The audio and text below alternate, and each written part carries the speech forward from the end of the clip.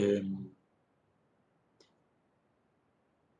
sí, bueno, en todo caso, cuando llegamos ahí, vemos esa parte. Siempre es bueno revisar estas cosas. A ver, ustedes recuerden que...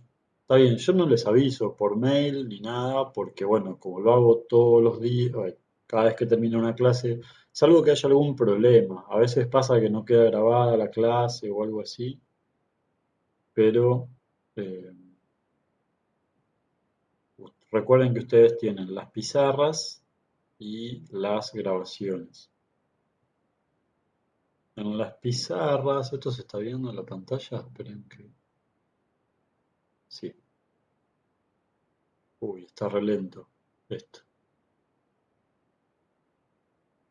Mm, Bueno, esperemos un ratito. Bueno, acá. Acá están las clases grabadas y yo medio como que le voy poniendo una pequeña descripción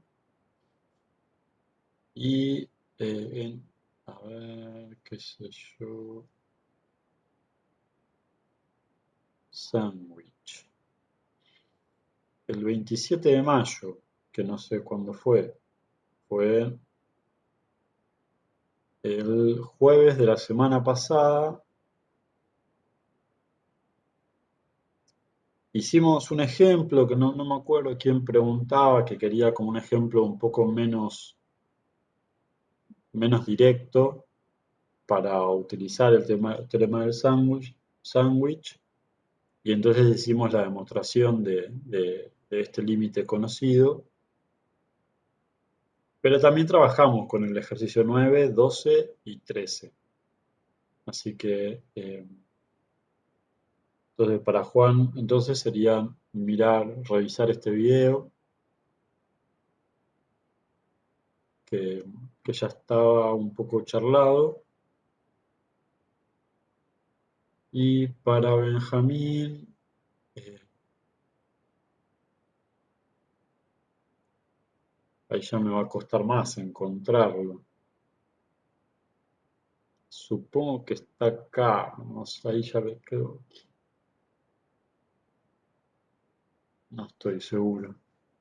Yo me acuerdo que habíamos hecho Ah, el no, A, esto lo había hecho Romina cuando yo estuve unas semanas ausentes. Perdón, te interrumpí. Decime. que creo que habíamos hecho el B, me parece. Pero el C no sé bien qué asegurar y no la dudo. Bien,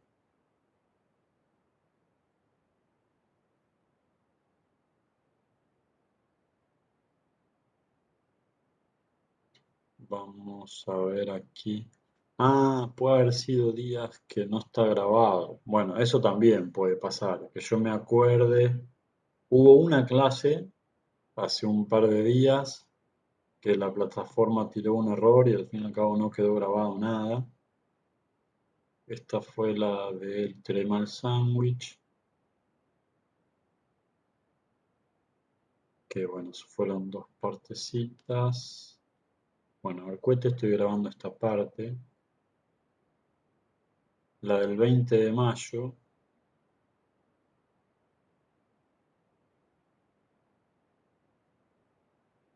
el 7C, el D, mm, el C, acá está. Y eh, no se ve Ah, nada. bueno, lo miro después de ahí entonces. Pero igual, eh, está re lento. Sí, no es muy práctico esta pizarra. Bueno, es algo, ¿no? No se ve bien.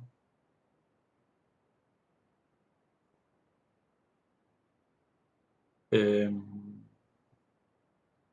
si el límite de una función existe y el límite de otra función no existe, ¿qué puedo decir de la suma? La propuesta es que no existe. ¿Por qué? Porque si existiera la de la suma, sabiendo que f existe y la de la suma existe, los puedo sumar o restar Ah, claro. eh, Sí, y concluiría que la de la g tiene que existir y eso contradice la hipótesis. Todo muy rápido, no sé si se entendió, si con esto te animas a sí, sí, sí, sí, decirlo con tus entendido, palabras. entendido, gracias. Eh,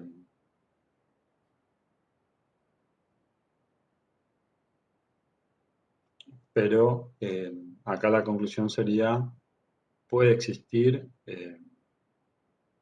sí, puede y debe, en realidad.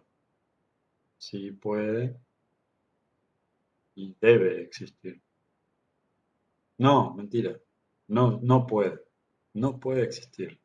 Esa es la Me conclusión. parecía ya. Digo, no entendí nada. Sí, no puede existir. Si existiera, tendría que existir el de G. Perfecto. Eh, bueno, bien, entonces, pero igual bueno, si no está, no está. Si no está la clase del 20 no está, no hay manera. Eso ya, hay cosas que no puedo recuperar. Las clases estaban acá.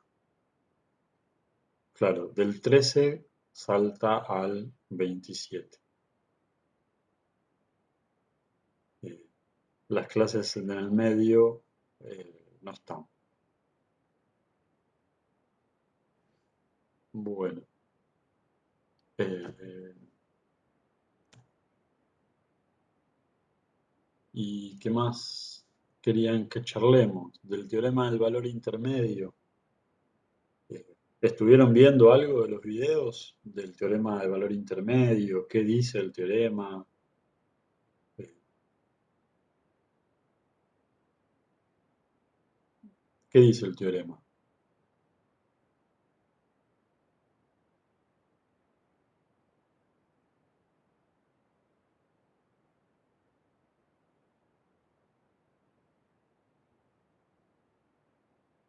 O en su abreviatura TBI.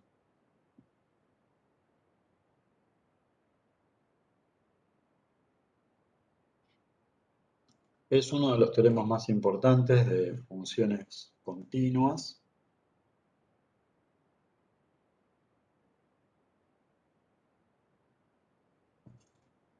eh, porque tiene muchas consecuencias y sirve para resolver un par de problemas importantes.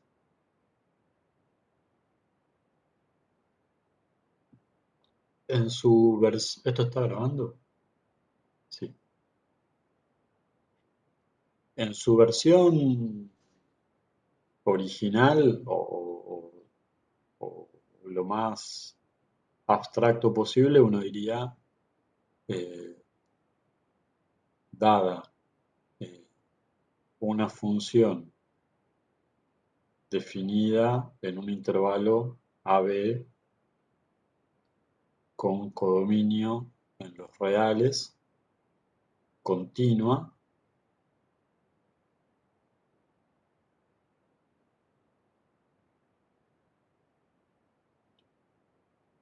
eh,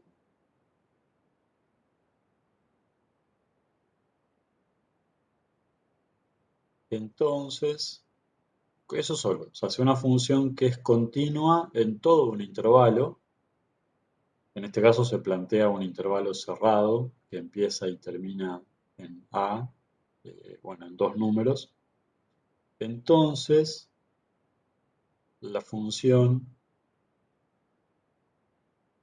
toma todos los valores comprendidos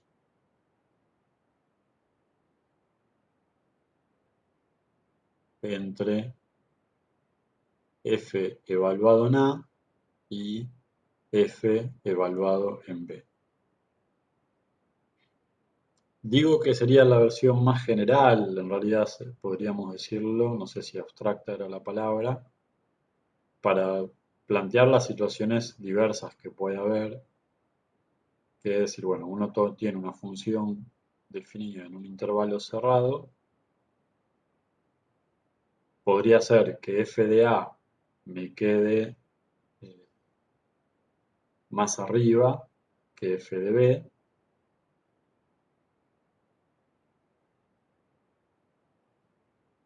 eh, podría ser al revés,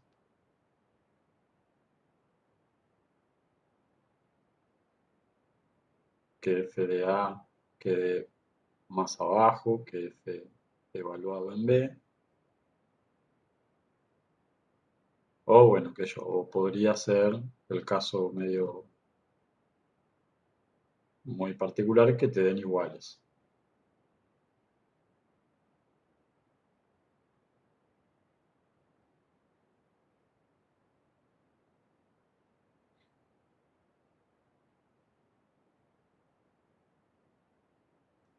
Como que bueno, esas serían las tres opciones. O sea, la función evaluada en A me da un valor, la función evaluada en B me dan otro valor.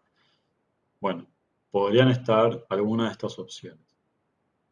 En cualquier caso, la afirmación lo que dice es que si la función es continua en el intervalo, la función va a tomar todos los valores comprendidos entre f de a y f de b.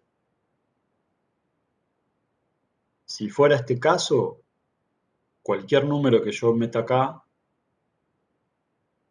para todo C, de verdad, C perteneciente al intervalo que va desde f de b hasta f de a, o dicho con desigualdades sería eh, f de b, se corta el audio, uy, eh, hola, hola, ¿se escucha? No sé, Juan, capaz que es salir y entrar un cachito. Bien. Soy yo que hablo medio tartamudeando entonces. F de B menor o igual que C menor o igual que F de A.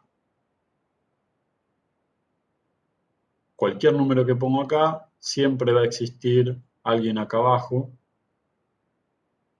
que sea, para todo C allí, existe un X en el intervalo,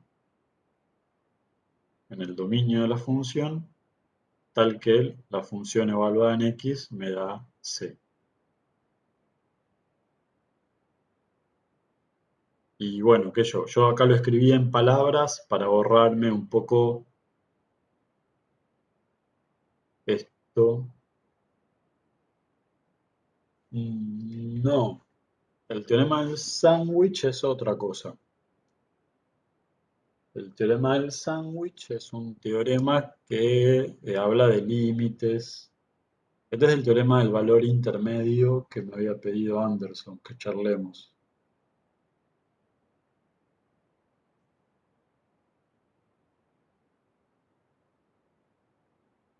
Eh, Porque en realidad esto ni lo charlamos, porque bueno, ahí ya les había comentado, esto lo pasamos medio por alto, porque estaba en los videos. Acá en este sí se usaba el teorema del sándwich, que decía algo así como, eh,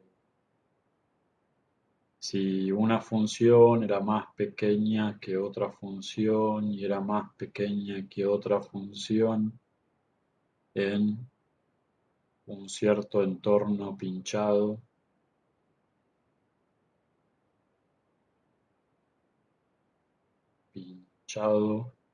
de un numerito, y el límite cuando x tendía a de la f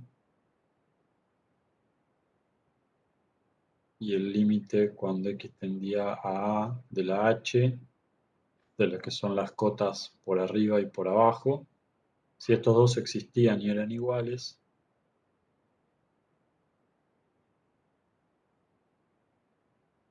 lo escribí rapidísimo y entonces el de la G también. Ese era el teorema del sándwich,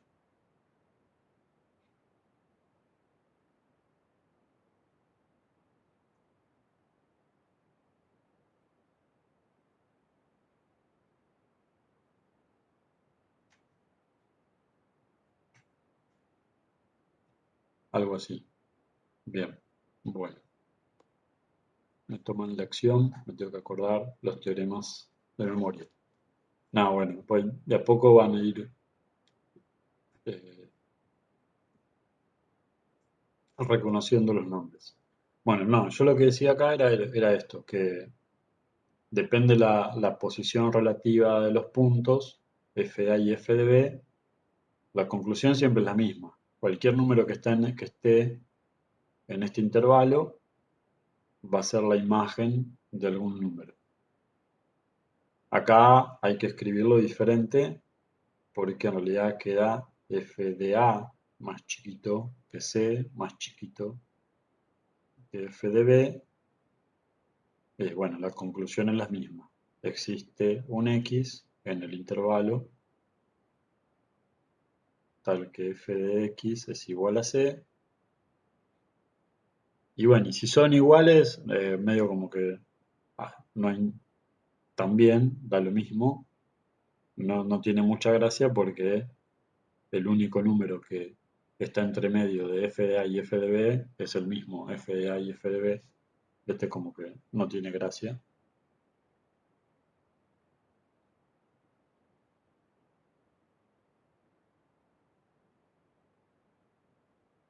Eh, pero bueno, uno lo escribe así en palabras para que quede en su versión general. Eh, no vamos a hacer la demostración, a no ser que quieran. Está desarrollada en los videos. Es una demostración un poco teórica. Utiliza como fundamental el axioma del supremo de los números reales. O sea, este teorema es un teorema medio paradigmático de las funciones de números reales. Si el dominio no fueran números reales, fueran, por ejemplo, los números racionales, el teorema no sería verdadero. eh, y, y bueno, eso se queda en evidencia en la demostración porque utiliza, no sé, no sé si hay alguien que estudie matemática aquí presente. En la demostración se usa fuertemente el axioma de supremos,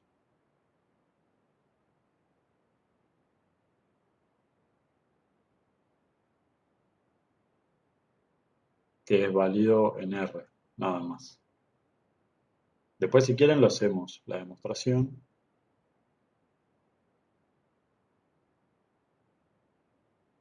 Eh,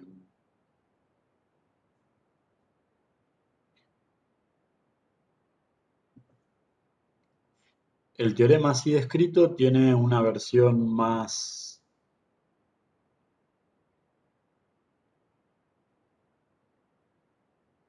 Sí, en realidad todo lo que estoy diciendo está en los videos, ¿eh? Así que no estoy diciendo nada nuevo.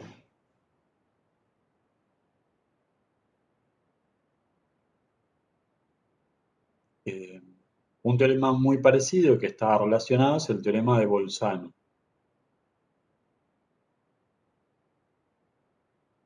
El teorema de Bolzano es una versión particular del teorema de valor intermedio. Eh, en el ejercicio 11. Sí, sí, yo pensaba ver ahora esto, lo estoy tratando de escribir, los teoremas, para que queden escritos, pero ni bien queden escritos, ya pensaba hacer ejemplos. Vos decís que en el 11, Juan, eh, se puede aplicar.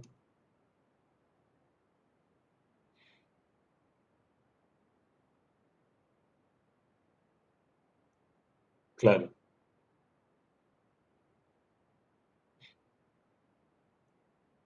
que no tiene mucha gracia, pero bueno, eh, se puede.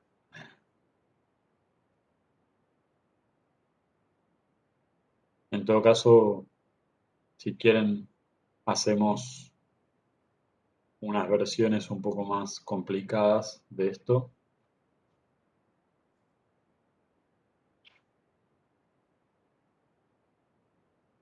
eh, pero para eso, para el teorema de valor intermedio, para eso, que es estudiar el signo de las funciones, es mejor la versión del teorema de Bolzano, que, que toma una función f definida en un intervalo y que va a parar a los números reales, que es continua y que de casualidad, o bueno, como hipótesis, los números f de a y f de b tienen signos diferentes.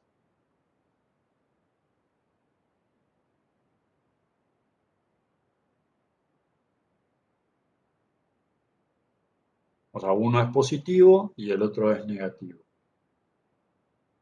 No sé cuál. Una manera algebraica de escribir eso es que el producto entre ellos dos es negativo.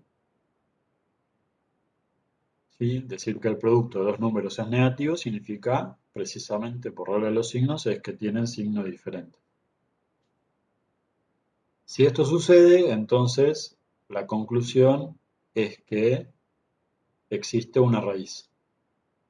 Existe un X sombrerito en el interior del intervalo, en este caso, tal que la función evaluada en ese punto vale 0. ¿Y por qué?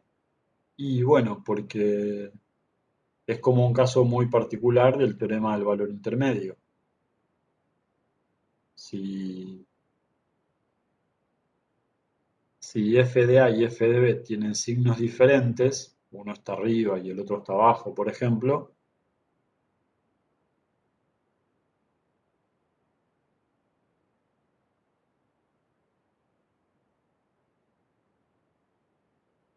el cero juega el papel de ser un valor que está entre medio de ellos dos. Entonces, tiene que existir un X sombrerito donde la función corte al eje X. Sí, esto también se puede parafrasear como, en su forma geométrica, existe un elemento en el interior tal que la gráfica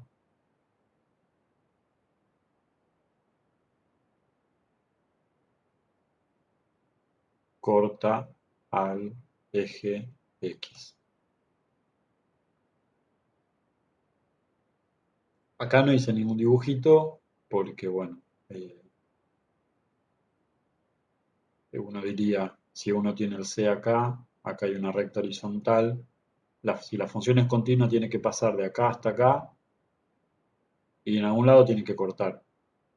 Lo cierto, bueno, una cosa que tiene el teorema del valor intermedio y el teorema de Bolzano es que eh, garantizan la existencia, ¿sí?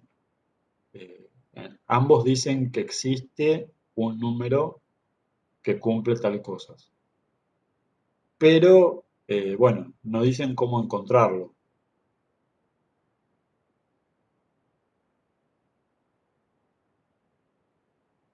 No sé, no lo dice el teorema.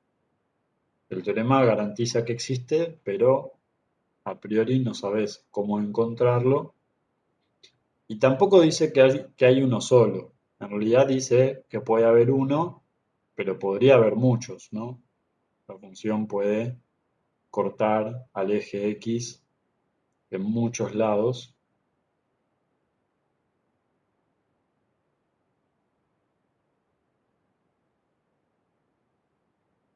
Eh, este haya va con Y o con el Y. Haya de haber va con Y. Gracias, Micaela, perdón. Pero bueno, tuve que pensarlo uno solo. Es el haya de haber va con Y, el haya de hallar va con el Y. Bien, bueno.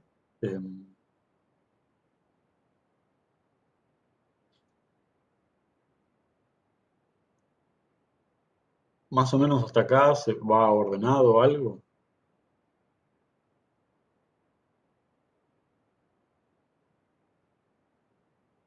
Una consecuencia de este teorema o de estos teoremas es, y que bueno, que es una de las consecuencias principales, es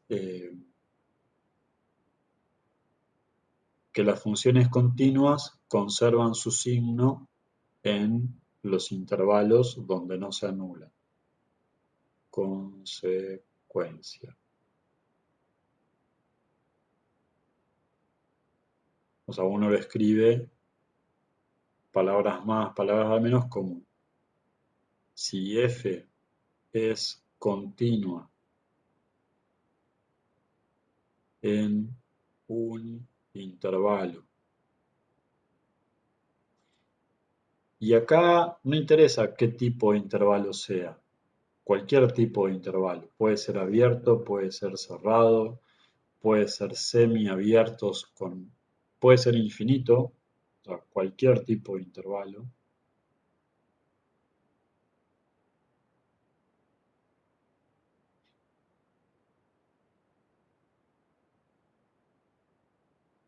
O sea, puede ser AB, puede ser AB, eh, sin el A y con el B, desde A hasta más infinito, bueno, etcétera, todas las opciones que se les ocurran, siempre que sea un intervalo, si f es continuo en un intervalo y no se anula, entonces conserva el signo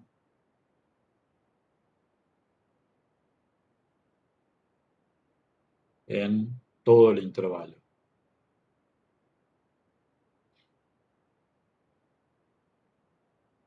O sea, eh, uno diría f de x es siempre positiva o siempre negativa.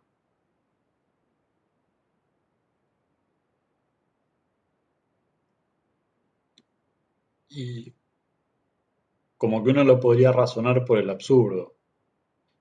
Si no sucediera esto, o sea, si f cambiara de signo en el medio del intervalo,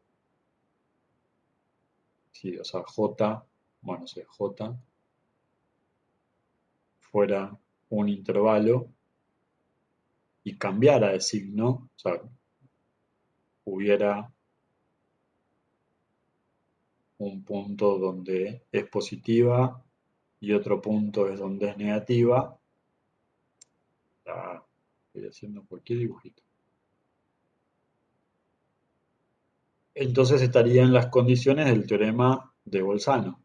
Una función que es continua en un intervalo cerrado de A hasta B, porque bueno, la función es continua en todos lados, en los que están en el medio con más razón, en algún lado se debería anular, pero tenemos como hipótesis que no se anula. Esta es una consecuencia, una de las más importantes consecuencias del teorema del valor intermedio o del teorema de Bolzano, que después lo vamos a usar mucho cuando veamos la relación que hay entre la derivada y el crecimiento de una función, bueno, y en otros lados. Y, y esta consecuencia es un poco la que uno utiliza en el ejercicio 11 que ahí propone Juan Manuel.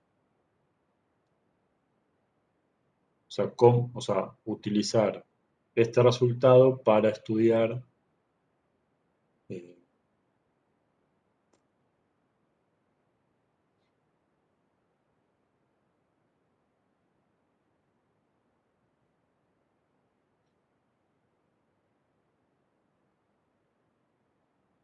los intervalos de positividad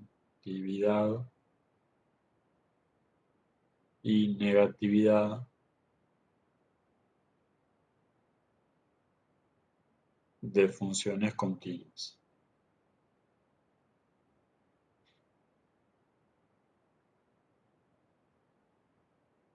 Y bueno, si quieren hacemos uno del 11. Pasa del 11 son parábolas, no tiene mucha gracia. Eh, Hagamos otro, así esos del 11 les quedan a ustedes. Eh, Déjenme.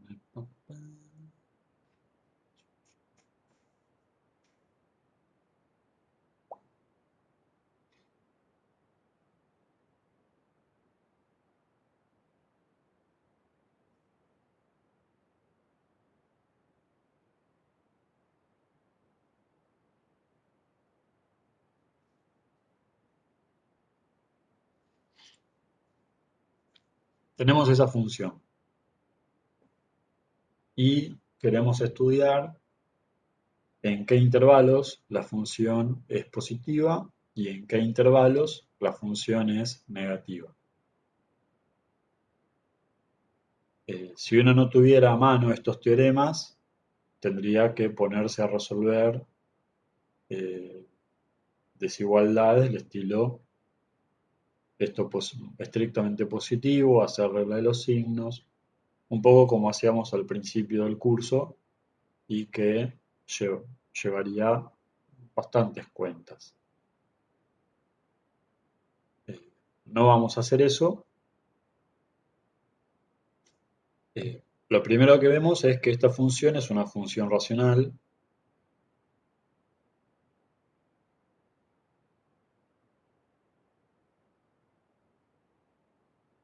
y las funciones racionales son continuas en su dominio.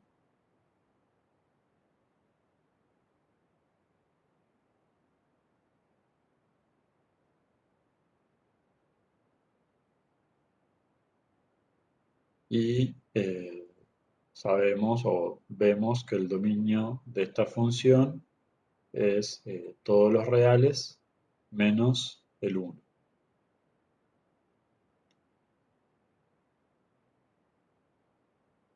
Ok. Lo otro que sabemos es que, bueno, esta función se puede anular. Eh, Se anula ¿para quiénes? Hacemos una pequeña cuenta auxiliar. Si bien acá, no sé si se dan cuenta, me creen, sale medio a ojo que se anula para x igual a 2 y x igual a menos 2. ¿Están de acuerdo o quieren que haga la cuenta?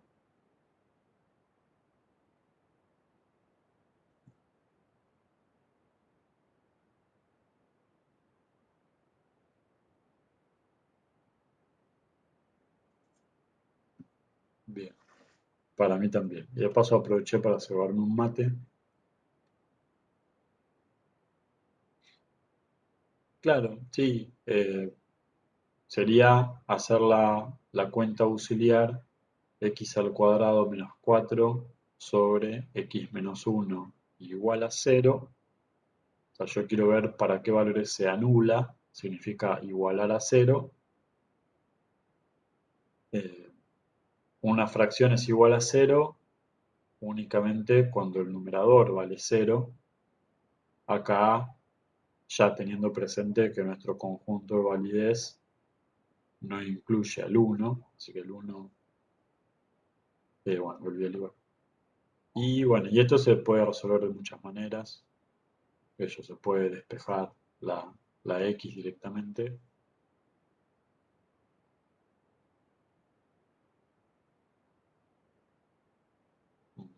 Hay varias maneras de resolverlo.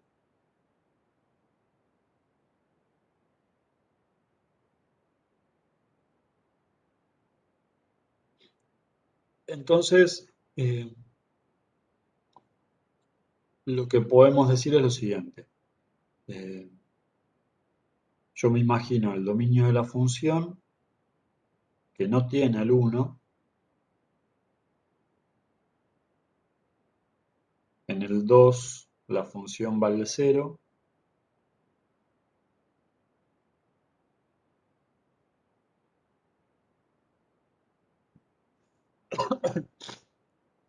Profe.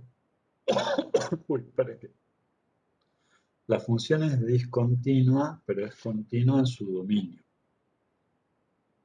Claro, es continua, no es continua en todos los reales. Es continua en su dominio, que sería R menos el 1.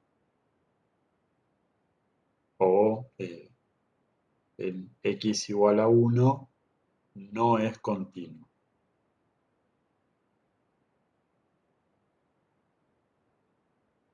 Y el motivo es, como decís vos, el 1 no está definida la función, tal cual. O sea, ni me interesa calcular el límite, nada, porque la función, en primer lugar, para poder ser continua, tiene que estar definida, ¿no? No me interesa qué tipo de discontinuidad es, nada. No es continua, punto. Es lo que me interesa. El menos 2 andará por acá. Y entonces uno distingue eh, cuatro intervalos.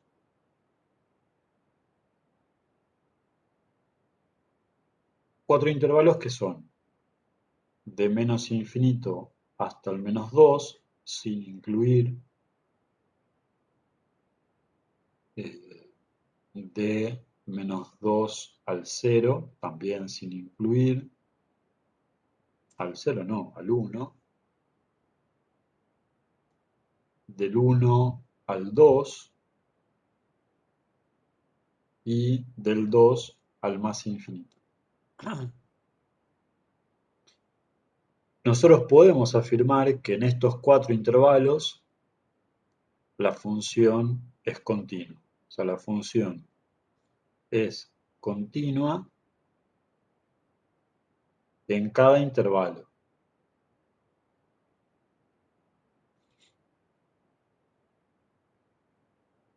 Y no se anula en ellos. ¿Sí? O sea, sacamos al 1, que era la discontinuidad que existía, sacamos al menos 2, sacamos al 2, que era aquellos lugares donde sí se anulaba, y entonces lo que me queda son intervalos de continuidad en los que la función no se anula.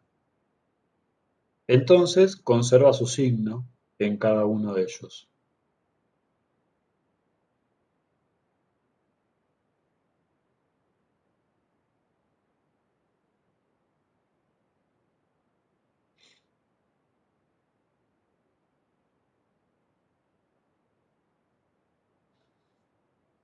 Eso lo que nos permite es utilizar una estrategia que a veces se llama valores de prueba.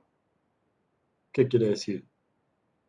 Si la función en todo el intervalo tiene el mismo signo, me alcanza con agarrar un valor de prueba, por ejemplo, x igual a menos 3, que pertenece a este intervalo, al primero, por ejemplo, chequear qué signo tiene la función en ese intervalo, en ese punto.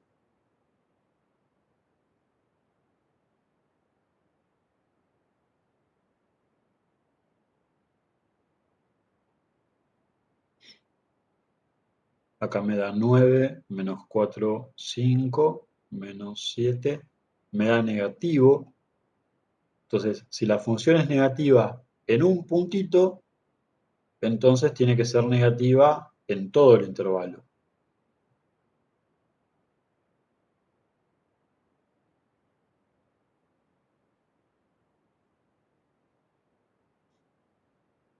¿Por qué conserva el signo? No puede suceder que cambie de signo en ese intervalo.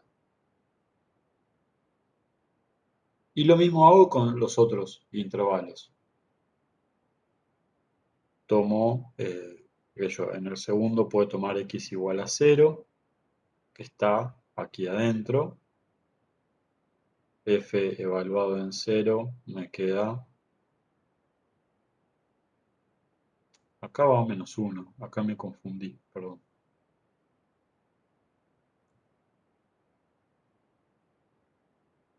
No cambia, por suerte. Eh, Acá me da 4, en este caso es positivo. Y bueno, si es positivo en ese solo punto, el teorema del valor intermedio me garantiza que va a ser positiva en todo el intervalo. ¿Se entiende un poco el razonamiento?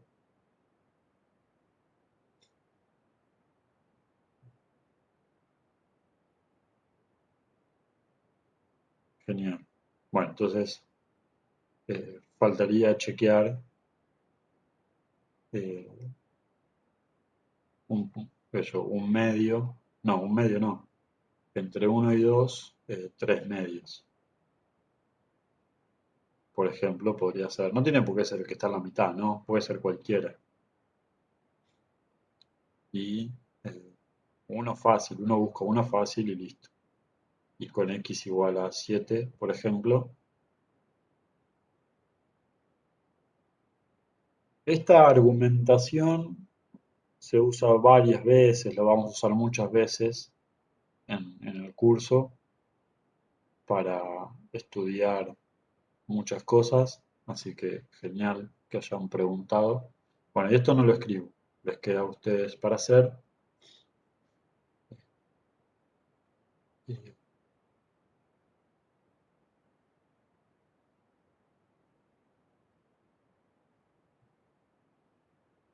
Porque pertenece, el menos 2 está acá, el menos 3 está acá, así que pertenece al intervalo.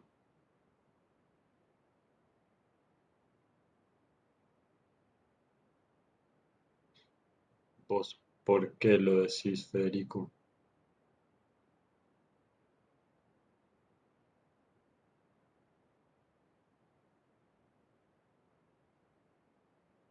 Sí, capaz que los signos negativos confunden, pero el menos 3 está a la izquierda del menos 2. Sí, sí, ojo con eso. En todo caso, háganse siempre el dibujito y vayan marcando los puntos de prueba para estar convencidos o convencidas de que el valor de prueba que toman es correcto. El menos 3 está acá, el 0 está acá, bueno, y eso de ahí.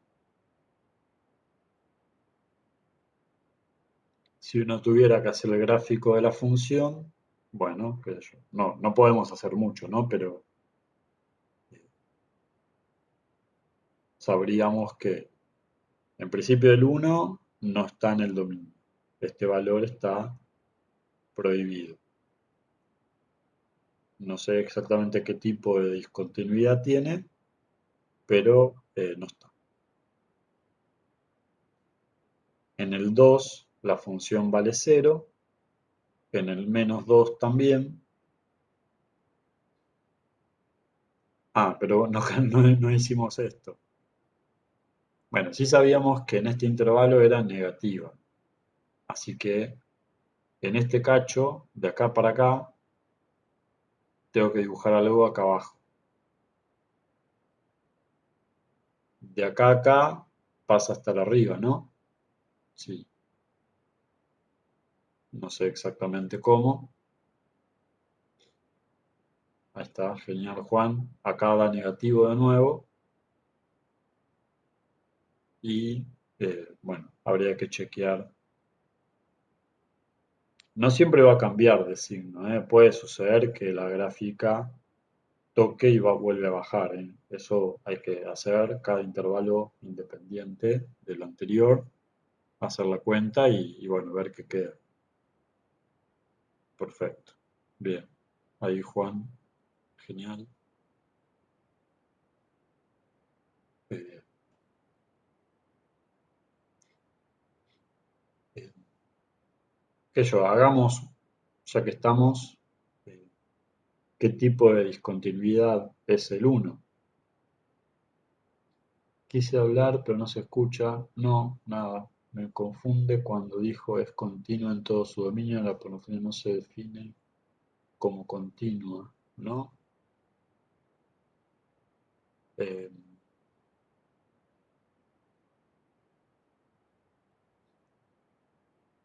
eh, pero la función no se...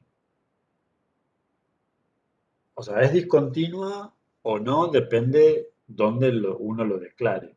O sea, si a mí me dicen f de x igual a x al cuadrado menos 4 sobre x menos 1, es continua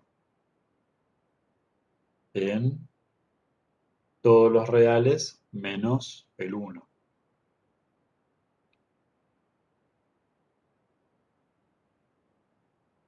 Y entonces yo lo que dije es continua en su dominio, porque, bueno, coincidía, el conjunto de continuidad coincide con el dominio de la función. Que no siempre pasa eso, ¿no? Eso yo quizás lo dije rápido y si quieren ahora lo charlamos mejor. Que eso es una propiedad de las funciones racionales o, bueno, de las funciones básicas o elementales con las que estamos trabajando. Pero en funciones que son definidas a trozos, por ejemplo,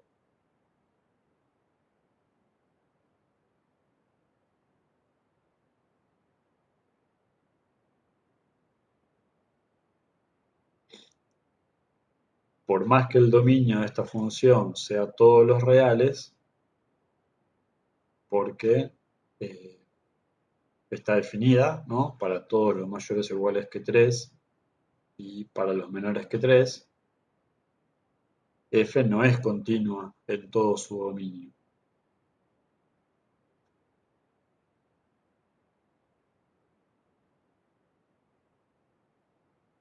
¿Por qué? Bueno, mentalmente pensé el límite cuando x tiende a 3 por derecha me da 4 cuando tiende a 3 por izquierda. Profe, profe, me parece que en el primer renglón de la función esa le falta la x, ¿puede ser al x mayor o igual que 3? Ah, sí, cualquiera. Perdón.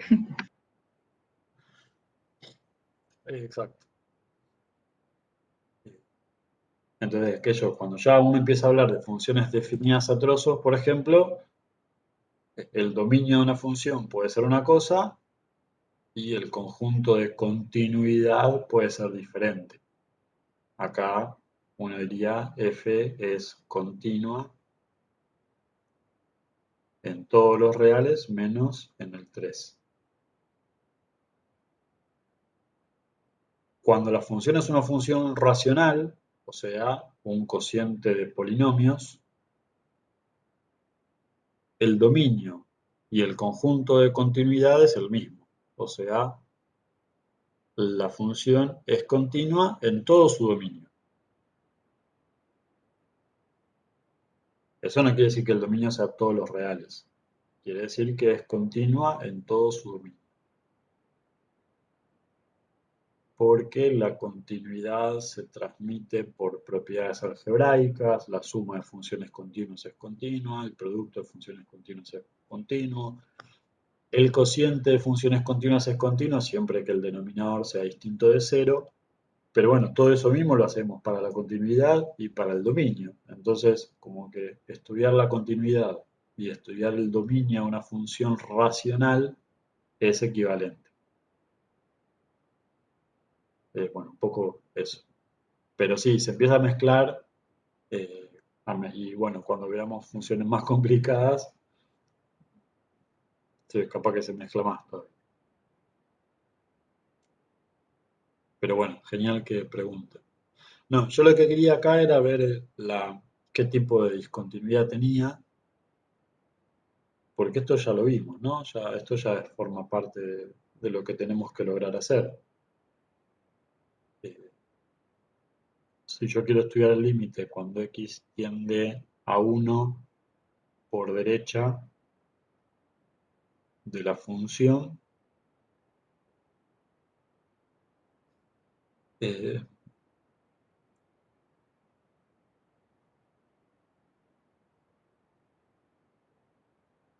tengo en principio que el denominador tiende a 0 y el numerador tiende a -3. ¿Eso están de acuerdo? Entonces, es un número, es un cociente donde el numerador tiende a un número que es diferente del 0, ¿sí? Me da -3, dividido algo que se va haciendo cada vez más pequeño.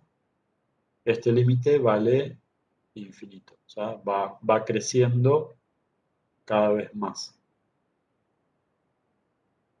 Pero, ¿con qué signo? ¿Es positivo? ¿Es un número grande y positivo? ¿O es un número grande y negativo?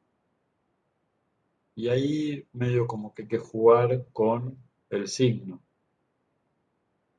El de arriba es un número negativo y el de abajo es positivo. Ahí, bueno, un poco Juan, claro. Si x tiende a 1 por derecha, es porque el 1 es más chiquito que el x, o sea, el x está a la derecha del 1, con lo cual x menos 1 es positivo. O sea, este número de acá abajo es positivo. Por más que se va acercando a 0, es un número positivo. Negativo arriba y positivo abajo me da negativo. Es un poco coherente con nuestra representación que obtuvimos recién, que cuando el x tiende a 1 por derecha, la función se tiene que ir para abajo. Ya sabíamos que, que este era un intervalo de negatividad. Cuando estudiamos el otro límite, cuando x tiende a 1 por izquierda,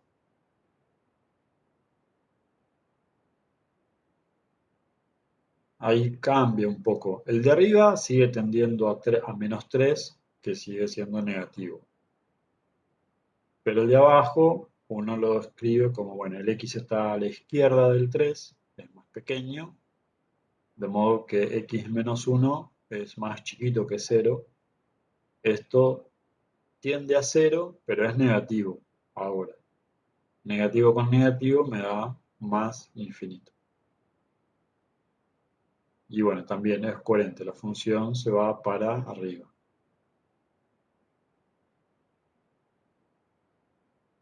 Bueno, eso.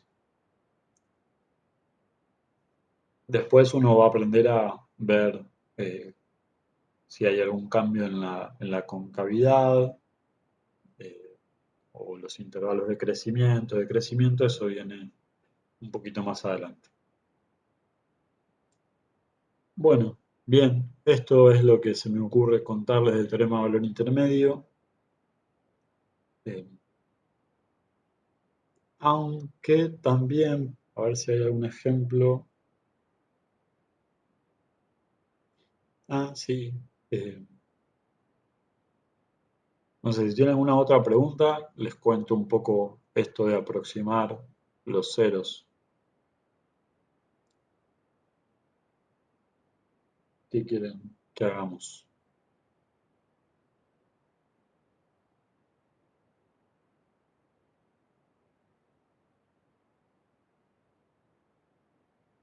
¿Están ahí? Hola.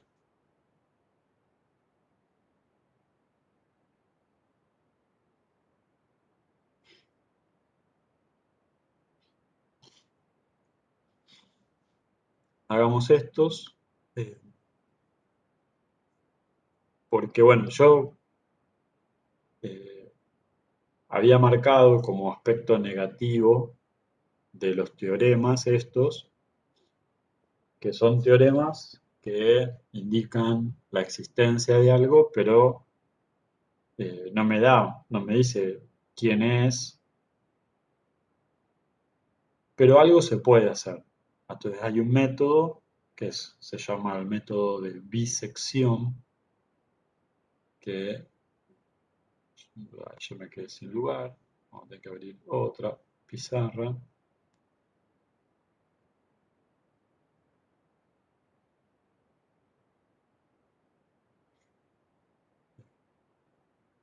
Ahí tuve que abrir otra pizarra.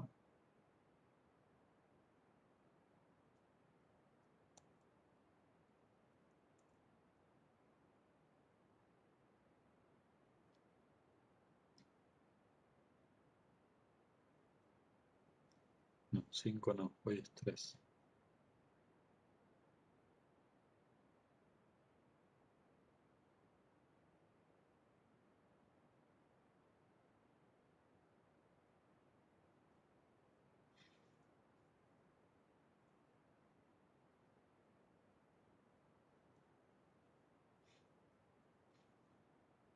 Que permite, bueno, si bien no, o sea, puede ser que nos sirva para encontrar el valor exacto de las raíces de una función, o en todo caso aproximarla lo mejor que podamos. Eh, Eso, hagamos x al q a la quinta más x más 1.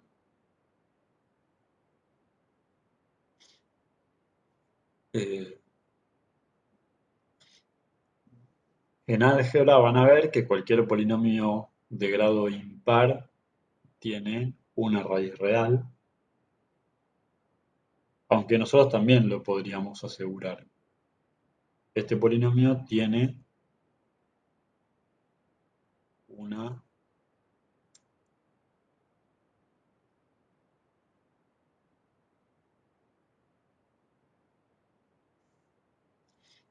eh, ¿por qué? Bueno, es un polinomio.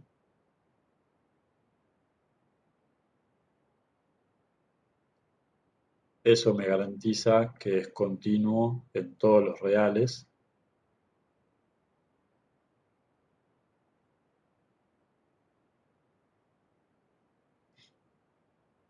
Y eh, Q evaluado en, ponele, -2,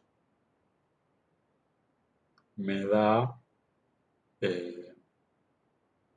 -2 a la quinta, -2 más 1, 2 por 2, 4, por 2, 8, por 16, por 2, 32, menos 34 más 1, que es menos 33, que es negativo,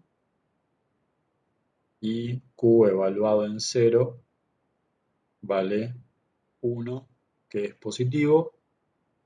Como encontré dos valores en los que cambia el signo, puedo afirmar, teorema de Bolzano, que existe un X sombrerito, vamos a llamarlo, que está entre medio, entre el 2 y el 0, tal que Q evaluada en ese punto vale 0.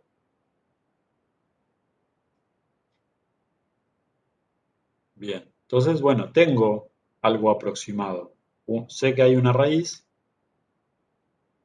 que está entre el -2 y el 0. En -2 me dio negativo y en 0 me dio 1. Me dio positivo. Bueno, no lo hago a escala, ¿no? Lo que interesa es que cambie el signo. El método de bisección lo que dice es, bueno, como ya sabemos que acá adentro hay una raíz, para poder saber un poco más en dónde está, eh, agarre el valor del medio, por ejemplo el -1, y evalúe la función en ese punto. Acá me da -1 a la quinta, -1 más 1, que me da -1, me vuelve a dar negativo, y entonces ahora me delimita, el teorema de Bolzano me dice que voy a estar acá.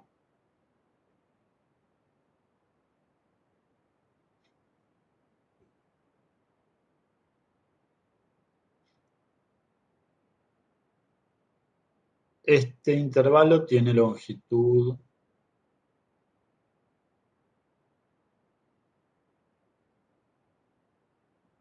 de 2, ¿sí? De 0, de -2 hasta el 0 tiene longitud 2. Este intervalo tiene longitud 1. Si yo quiero mejorar mi aproximación, agarro de nuevo el valor del medio, en este caso sería -1/2,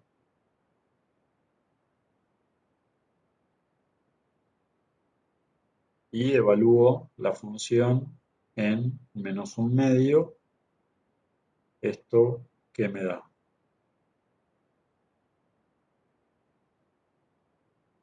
qué sé yo, me da -1/32 -1/2 más 1.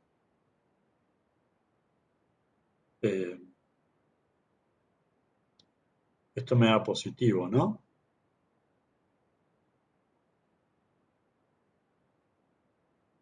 Eh, si quisiera el valor exacto, multiplicaría por 32. Acá me daría -1, -16 más 32. Me quedaría 15 positivo sobre 32. Da positivo. En este punto da positivo. Entonces veo que el cambio de signo ahora se produce en este cacho. Bien, ahora esto tiene longitud 1/2.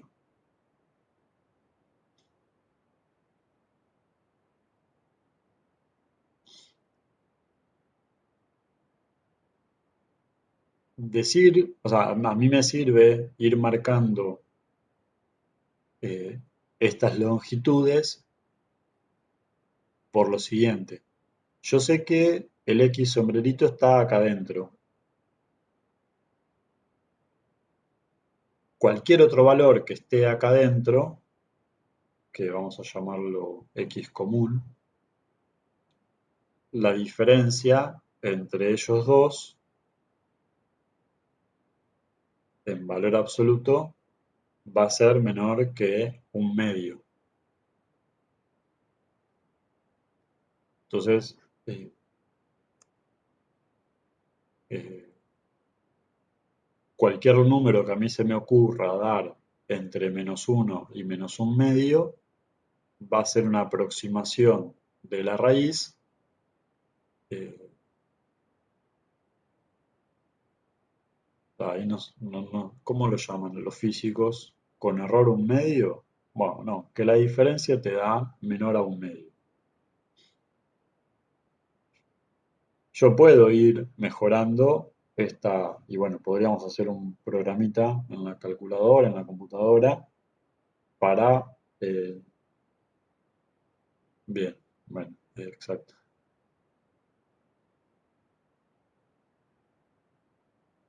O sea, la gente que le gusta programar puede programar algo que sea bastante mecánico.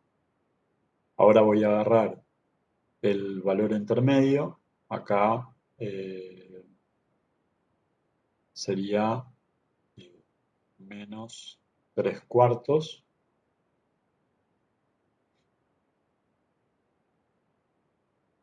Q evaluado en menos 3/4 me va a dar, ¿qué va a dar?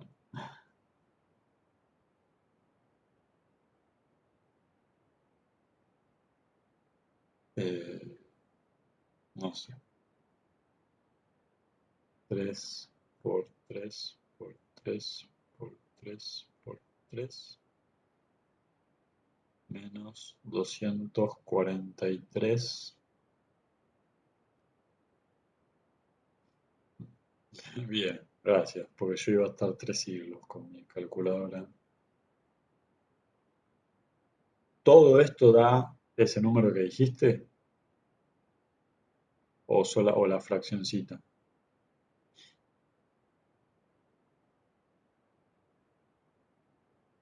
Bien, bueno, ahí Federico todo da 13 sobre 1024. Entonces acá me dio positivo de nuevo. Entonces eh, la raíz que estamos buscando va a estar acá. Y esto tiene longitud 1/4.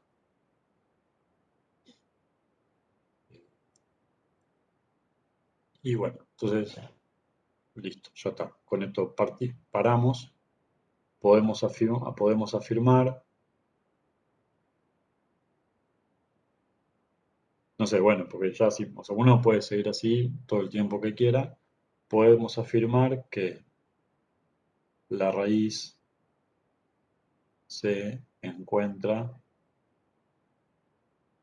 no es la, es una raíz, porque podría haber otras, ¿no? Eso que una raíz se encuentra en el intervalo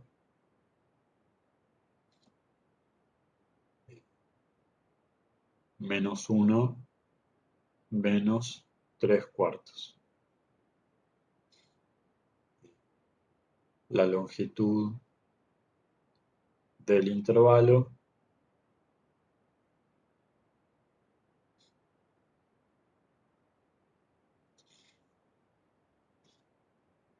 eh,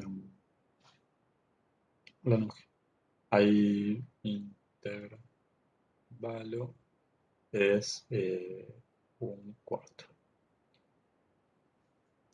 Podemos demostrar que si seguimos con este procedimiento siempre o nunca vamos a llegar a la raíz exacta. Eh,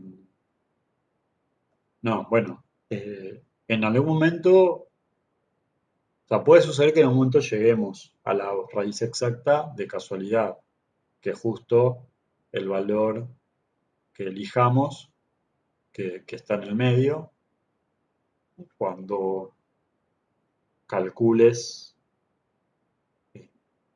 el que le corresponde acá, te dé justo 0. Entonces ahí llegas al valor exacto, tenés que tener mucha suerte, pero puede suceder que, eh, que,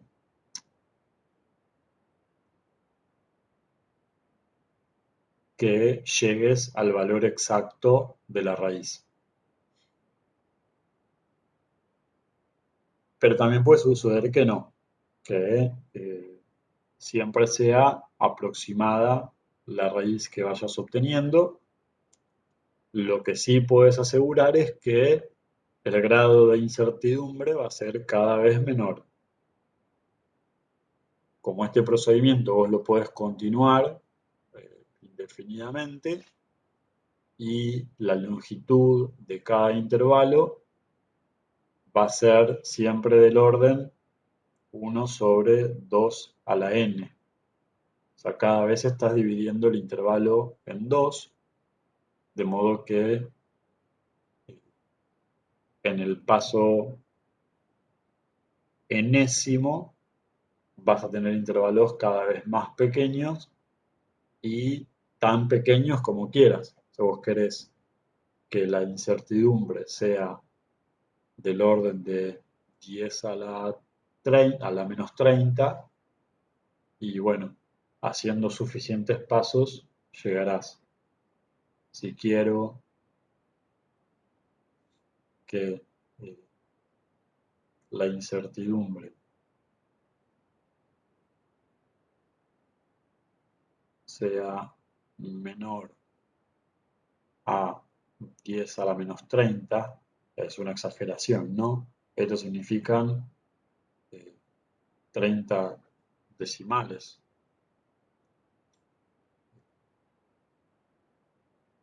Planteo una desigualdad de este estilo. Para algún valor de n, esto se va a cumplir.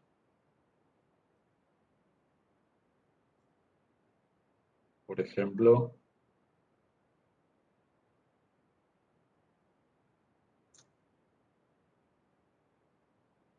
paso el 2 multiplicando para allá, el 10 para acá.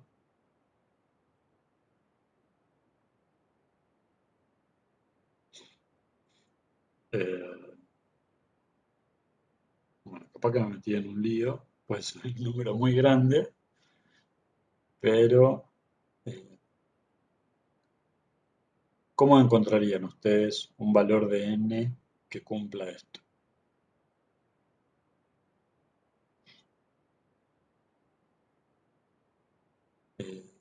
10 es más pequeño que 2 a la cuarta, con un ordenador cuántico. No, 10 es más pequeño que 2 a la cuarta. ¿Están de acuerdo? Porque 2 a la cuarta es 16. Entonces, 10 a la 30 es más pequeño que 10 a la 120. Para n igual a 120, voy a lograr encontrar la raíz o una aproximación de la raíz con 30 decimales exactos. O bueno, 29 exactos. Bueno, con la incerteza menor que 10 a la menos 30.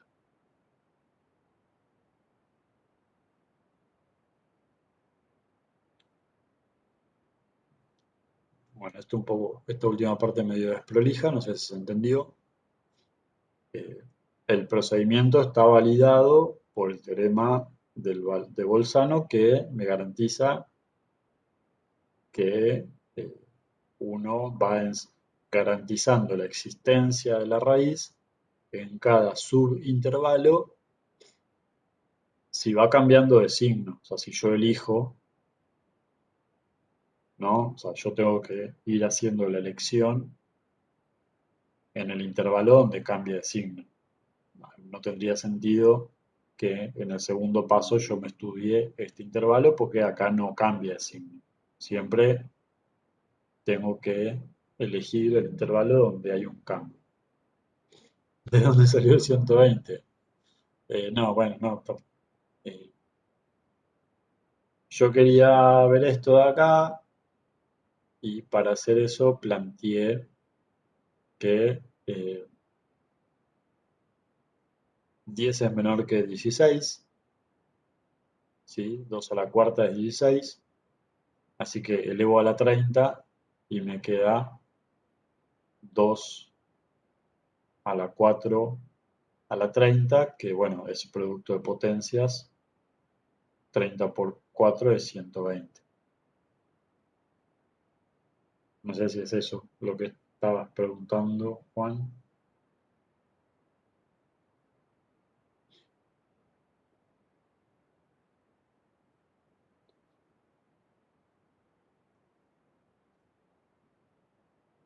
Eh, bueno, eso entonces es un poco lo que con esta estrategia, no sé si es el 13 exactamente, porque el 13 en realidad les pide primero otra cosita, pero después en el segundo apartado ahí sí les pide hacer esto.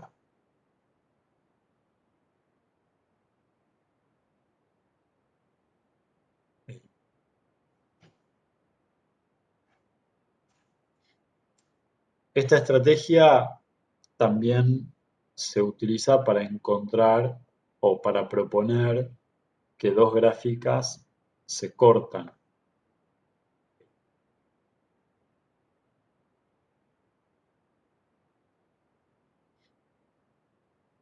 No, acá no.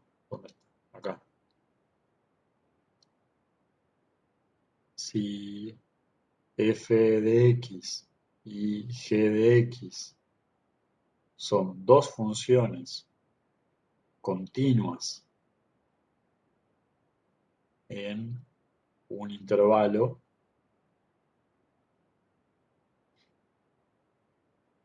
tales que f evaluado en a es más pequeño estricto que g evaluado en a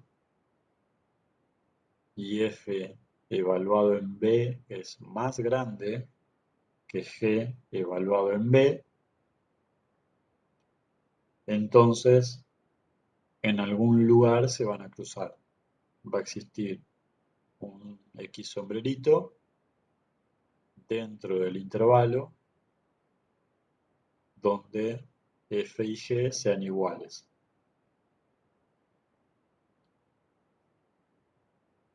Esta sería como otra consecuencia también un poco directa del teorema del valor intermedio. Cuando uno trabaja con dos funciones, eh, si f evaluado en a me da una cosa, g me da más arriba, pero cuando hago con b me dan al revés.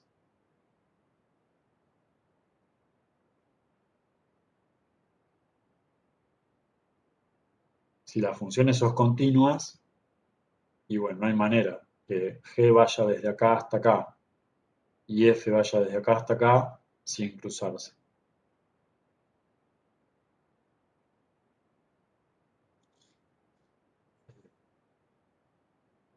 Esto uno lo demuestra haciendo, utilizando el teorema de Bolzano o el teorema del valor intermedio, construyendo la función auxiliar, que esto lo hacemos muchas veces, que sea la resta de ellas dos.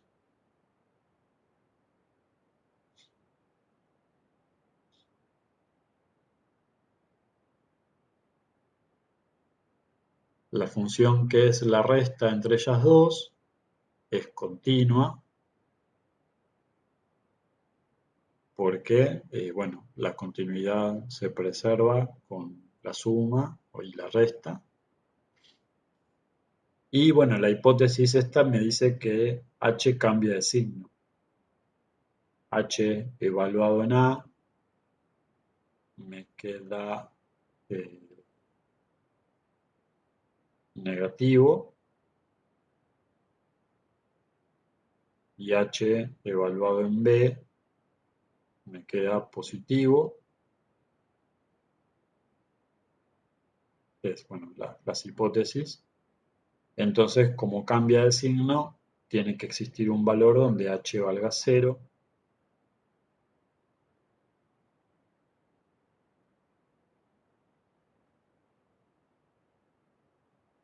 Y decir que h vale 0 es equivalente a decir que f y g son iguales. Así que bueno, esto también vamos a usarlo muchas veces. eh, Trabajar con una función auxiliar que sea la resta para poder hacer referencia al teorema del valor intermedio. Y bueno, en ese contexto es lo que hay que hacer en el 12, en el 14, perdón.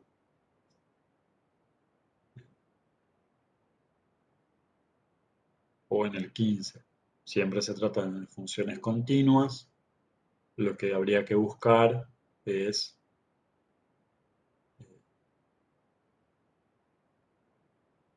dos valores diferentes que cuando lo evalúas a la izquierda, bueno, ¿se entiende? ¿O quieren que lo haga? Lo estoy tratando de decir en el aire.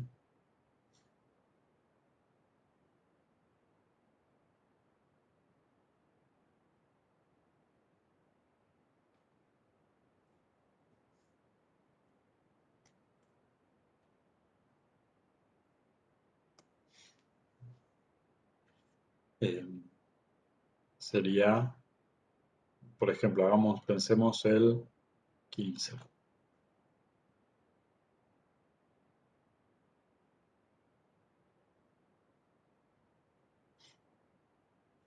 Primero, no perder de vista la cuestión gráfica, ¿no?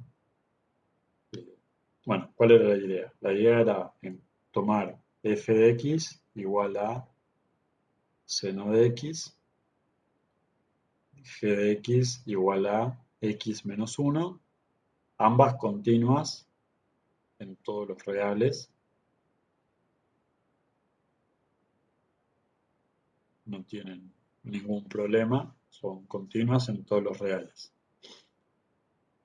Lo que necesito es encontrar A y B donde se cumpla estas condiciones, que f me quede más chiquito en A y más grande en B, pero no hacerlo tan a ciegas, ¿no? Porque acá hay 800 valores para probar. Si uno hace una exploración visual, la gráfica del seno de x, sabemos que, bueno, que es más o menos una onda, cero pulso, lo mío.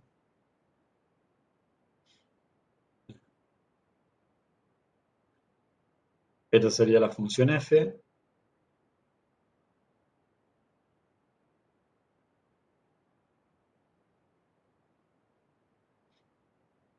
G es una recta ordenada al origen menos 1, pendiente vale 1,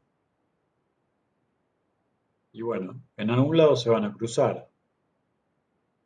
¿Dónde? Y voy a tomar a igual a 0 y, claro, y pi, como que tengo, o sea, una propuesta y bueno, y hago, ¿no? F evaluado en 0 vale el seno de 0, que es 0, y g evaluado en 0 es 0 menos 1, que es menos 1. Acá me queda entonces que f de 0 es más grande que g de 0. Cuando agarro el b, f evaluado en pi me vuelve a dar 0, el seno de pi vale 0, pero g evaluado en pi es pi menos 1, que es positivo, ¿no? Pues pi es 3,14, y acá entonces me quedan al revés. F de 0 es más chiquitito que g de 0, y entonces tiene que existir un x sombrerito entre medio,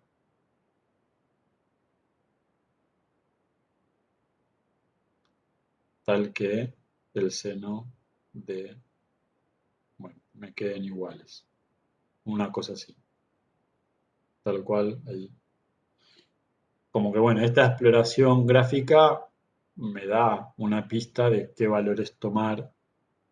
Si no es empezar a probar, no sé, mucho nos queda, ¿no? Es probar dos valores para que hasta que encuentren que cambia quién es más grande que quién.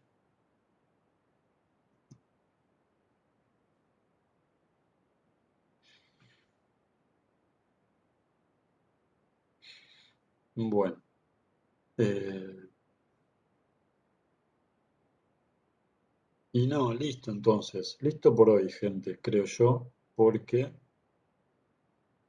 ya lo que viene es con funciones inversas, y ya cambiamos de tema, si quieren esto lo charlamos el martes que viene. Eh, igualmente, bueno, no, después acá hay otros más, bueno, ustedes, eh, igualmente ustedes traten, o sea, no pierdan de vista mirar los videos sobre continuidad y bueno, teorema de Bolzano, teorema del valor intermedio. Hay otro teorema importante para funciones continuas, que es el teorema de Weierstrass, eh, porque bueno, hay otras consecuencias, ¿no? Yo recuerdo que había varias cositas más y bueno, y si quieren las seguimos charlando el martes que viene. ¿Dónde están los videos? Estoy buscando los videos. Ah, acá, no, acá.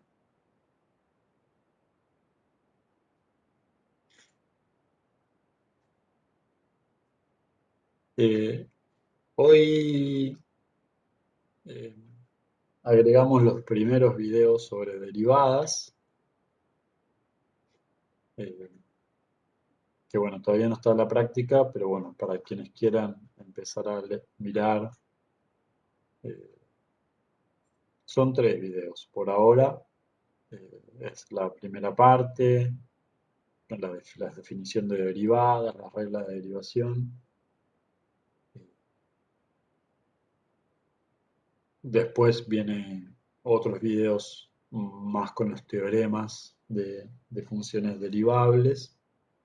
Pero bueno, ya tienen aquí estos materiales.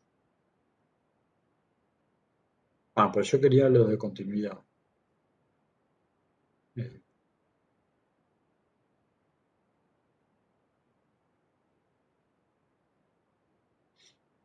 mirar estos videos, eh, mm, independientemente de lo que hayamos hablado hoy. Porque bueno, suelen estar más completos los videos, con más ejemplos.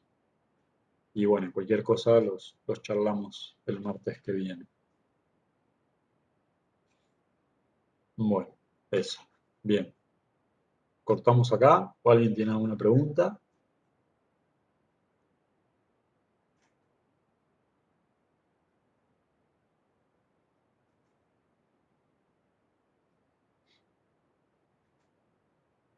Bueno, no. Nadie tiene ninguna pregunta. Vamos a parar entonces la grabación.